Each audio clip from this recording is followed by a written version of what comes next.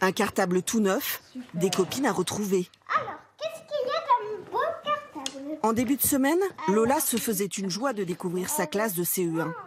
Cette petite fille a eu un accident vasculaire cérébral à la naissance et souffre depuis de gros troubles moteurs. À l'école, elle a donc besoin de la présence d'une auxiliaire de vie scolaire.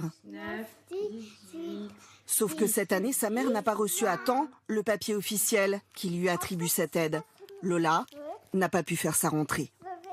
Ça me fait que mon école me manque, quoi. Pourquoi? Parce que j'ai envie de retrouver mes copains et mes copines et ma maîtresse. Elle s'est réveillée le lundi avec la photo de ses cousins et cousines qui partaient à l'école. Donc elle a pleuré pendant...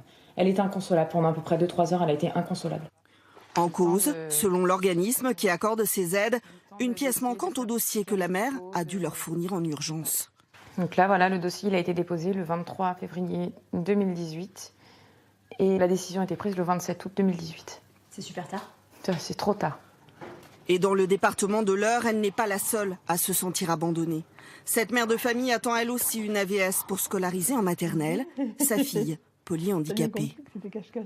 Malgré les mails, les coups de téléphone que je leur passe plusieurs fois par jour, c'est limite du harcèlement, mais personne ne répond. J'ai envoyé un mail, pas de réponse. Il n'a même pas été lu, j'ai pas eu de confirmation de lecture de mes mails.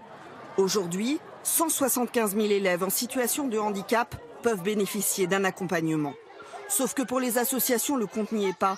Des centaines, voire des milliers de familles se retrouvent sans solution, alors que pour le candidat Emmanuel Macron, les auxiliaires de vie étaient une priorité. Il n'y a pas de retard au niveau des accompagnants. Les accompagnants sont prévus. Bien sûr, il y a encore des ajustements, il y a encore de la formation à faire, c'est indéniable. En attendant, de leur côté, Lola et sa mère révisent. Elles espèrent que l'accompagnante va très vite être recrutée pour que Lola retrouve enfin ses copines.